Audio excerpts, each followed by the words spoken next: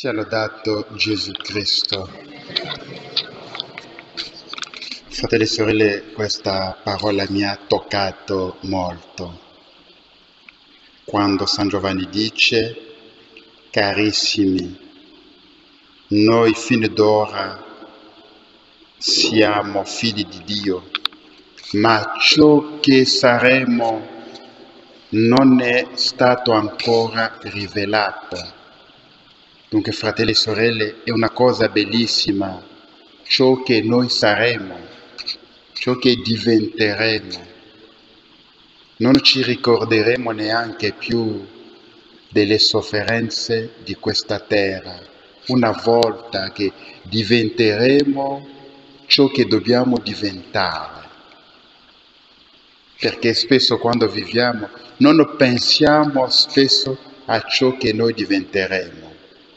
Diventeremo non su questa terra, perché spesso viviamo con la dimensione terrena, valutiamo ogni cosa con le realtà della terra, facciamo i progetti della terra per stare bene, per non soffrire, per avere la casa, la macchina, i soldi a sufficienza. Ecco il programma che la maggioranza fa.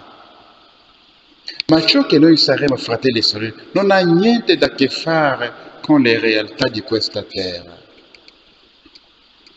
Sappiamo che però che quando Egli sarà manifestato, noi saremo simili a Lui, perché lo vedremo così come Egli è.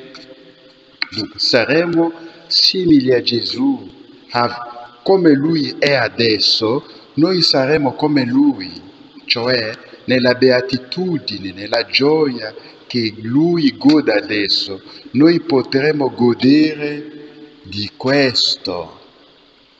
Allora, questo deve guidare tutta la nostra vita, cioè noi dobbiamo guardare, pensare a questa beatitudine eterna che ci aspetta. Guardando a questa beatitudine che ci aspetta, questa felicità eterna che inizia ma non ha mai fino, dobbiamo comportarci oggi in un certo modo per preparare ciò che noi saremo domani, perché se non ci comportiamo in un modo particolare non diventeremo mai ciò che dobbiamo diventare. Anzi, ciò che dobbiamo diventare in due modi: nel positivo è il paradiso, nel negativo è l'inferno. È l'inferno. Allora, per godere della felicità eterna, siamo chiamati a partire da questo momento di cambiare la vita. Ecco perché San Giovanni Apostolo dice: chiunque ha questa speranza in Lui, cioè in Gesù, chi crede che diventerà simile a Gesù Cristo, purifica se stesso, dice San Giovanni. Purifica se stesso come Egli è puro. Dunque, come Gesù è puro, noi dobbiamo cercare di essere puri oggi, non domani. Non troveremo delle scuse per dire: ma io non mi sono purificato a causa del mio marito. Non saremo scusati, saremo condannati. Non potremo dire: non mi sono purificato perché a causa della mia moglie o del mio marito oppure della società. Non mi sono purificato, è colpa del mio parroco. No. Sarai condannato e messo in inferno. Nessuno ti impedisce di fare il bene. Nessuno ti impedisce di fuggire il peccato. Certo, il tuo parroco può fare i suoi peccati, ti può anche maltrattare, ma non è che ti spinge a fare il peccato. Tu hai la volontà per dire, supponiamo che ti fa queste cose brutte e non desiré. Allora, tu hai la volontà di dire, questa cosa brutta che vedo in Don Desiré, io Lucia non la faccio mai. Per un piccolo niente Don Desiré si adira, si vendica. Io non mi vendicherò mai, io non mi posso vendicare, io perdonerò, non mi comporto con lui. Non puoi, se il tuo marito si comporta male, dire no, io faccio la stessa cosa. Se nella società tutti stanno rubando, non puoi dire anch'io rubo, perché tutti lo fanno. Non ti giustificherai al giudizio finale, quando ti presenterai davanti a Dio. Devi essere personale, sarai giudicato da solo, non con qualcun altro. Non avrai neanche avvocati, testimoni, perché la tua vita apparirà davanti a te come in un schermo di televisione. La tua vita scorrerà nella verità davanti a Dio. Non si mente davanti a Dio. Ecco perché, fratelli e sorelle, se vogliamo essere come Gesù Cristo, assomigliare a Lui, ci dobbiamo purificare adesso, non aspettare domani, non rimandare a più tardi dicendo sono ancora giovane, mi convertirò, mi confesserò. Spesso le persone che si comportano così, la morte li sorprende, muoiono spesso nel peccato e vanno in inferno. Le persone che dicono che mi convertirò domani oppure quando invecchierò, capita che cadono nell'indurimento del cuore e non hanno più la possibilità di convertirsi, di cambiare la vita. Muoiono spesso nel peccato mortale e vanno diritto in inferno. Tu che mi stai ascoltando, purificati ogni giorno. Se qualcosa ti sorprende, almeno sei stato sorpreso lottando, è diverso. Ti alzi, fai di tutto il possibile per non peccare, in modo come per incidente cadi, ti alzi, ti penti, ti confessi, stai lottando. Dobbiamo lottare, fratelli e sorelle, contro la nostra debolezza. C'è anche quelle debolezze talvolta che il Signore ci lascia per renderci umili, per poter dipendere da Lui. Non ci dobbiamo neanche scoraggiare se capita che cadiamo nello stesso peccato per dire no, che cosa vado da fare? Perché mi devo confessare? Perché cadrò nello stesso peccato? Non ci dobbiamo scoraggiare. L'importante, anche se cadiamo nel peccato, dobbiamo avere il pentimento perfetto. Decidere di non peccare e evitare le condizioni che ci portano al peccato, perché se non hai evitato le condizioni che ti portano a peccare, significa che tu ami il peccato e amando il peccato il tuo pentimento non è sincero, non è vero. E come la catechesi che vi ho fatto l'anno scorso sul pentimento, andando a confessarti in queste circostanze, non ti sei confessato, al contrario, ti sei portato un altro peccato sopra. Se tu avevi 5 peccati, ritorni con il sesto peccato, perché non ti sei pentito. Dunque l'importante è di pentirci, piangere. Pentirci significa piangere dei tuoi peccati. Nel tuo cuore che ci sia questo pianto, questo profondo rimorso, perché hai offeso Dio in ciò che hai fatto. Chiunque, continua sempre l'Evangelista Giovanni dicendo, Chiunque commette il peccato commette anche l'iniquità, perché il peccato è iniquità. Dunque, fratelli e sorelle, siamo su questa terra, siamo deboli, abbiamo le conseguenze del peccato originale in noi, questo è vero, ma c'è anche la grazia di Dio. Dio ci dona la sua grazia. Se abbiamo una debolezza particolare, conviene anche digiunare per lottare contro questo peccato. Conviene pregare, conviene fare delle novene. Dio non ti abbandonerà. Se sei perseverante, c'è il pentimento sincero, c'è la preghiera, c'è il digiuno, ci sono i fioretti che stai accompagnando, prima o dopo Dio ti libererà da quel peccato, da quel vizio capitale che tu tieni. Non ti devi familiarizzare con la tua debolezza, con i tuoi vizi, i tuoi peccati, trovare come una cosa normale, giustificare dicendo ma chi è senza peccato? Ma tutti peccano, siamo tutti deboli, siamo tutti figli di Adamo e Eva. Non ti devi mai permettere di giustificare il tuo peccato e di pensare che il tuo stato di peccato è normale. Ma se stai giustificando il tuo peccato pensando che il tuo peccato è normale, allora continuerai in questo peccato. Non ci sarà mai un cambiamento fino alla tua morte.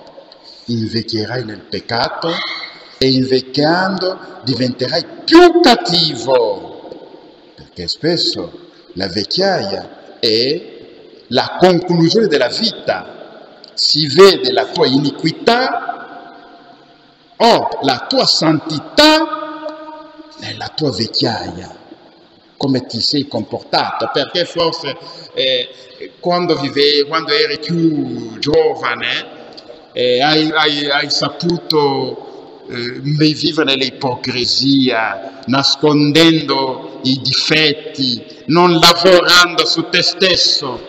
Allora nella vecchiaia tutte queste cose non ti controlli più, tutte queste cose escono fuori, la tua vera identità, la tua cattiveria esce fuori. E mano a mano che gli anni passano, perché Dio ci ha dato ciò che si chiama la voce della coscienza. La voce della coscienza ci interpella sempre, ci dice sempre che questa cosa è buona oppure è cattiva. Non stai lavorando per lottare contro i tuoi peccati, li stai giustificando. Sai che ci sarà un momento che la tua coscienza come un macino ti rimprovererà, ti dirà perché hai fatto questo, potevi fare quell'altra cosa. Non avrai la pace dopo una certa età, non avrai la pace nel cuore perché la tua coscienza ti rimprovererà. Anzi, il tuo angelo custode che ti diceva quando tu eri giovane non fare questo, e ti parlava nella voce della coscienza e tu non volevi ascoltare. Dicevi che ma io sono giovane, io devo fare la vita, tutti fanno così, tutta la società fa così, io vorrei stare con gli amici, con le amiche. Va bene, io sono fatto anche di carne, mi posso permettere anche di fare questo. La tua coscienza ti rimprovererà tutte queste cose. È già il primo giudizio. Il giudizio, fratelli e sorelle, non scatta soltanto subito dopo la nostra morte. Il giudizio comincia su questa terra. La tua coscienza ti giudicherà, comincerà a giudicarti su tutte le cose sbagliate che hai fatto su questa terra. Mentre se hai fatto, ti sei sforzato di vivere la volontà di Dio, sarai consolato nella vecchiaia, avrai sempre le parole di saggezza nella tua bocca e quando apri la tua bocca i giovani rimangono ascoltando dicendo ma che saggezza, tutti ti ascolteranno e ti seguiranno. E tutto questo, sei capace di fare tutto questo? Allora, oggi, questa parola che ho voluto sviluppare nella prima lettura è come il punto zero. Siamo nel punto zero, siamo all'inizio dell'anno. Sistema la tua vita.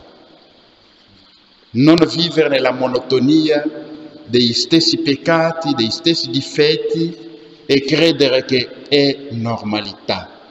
La tua normalità è essere puro come Gesù. La tua normalità è essere santo. Non devi seguire il mondo che ti circonda, la mentalità del mondo che ti circonda. Non devi seguire gli amici se non vivono nella volontà di Dio, i parenti se non vivono nella volontà di Dio.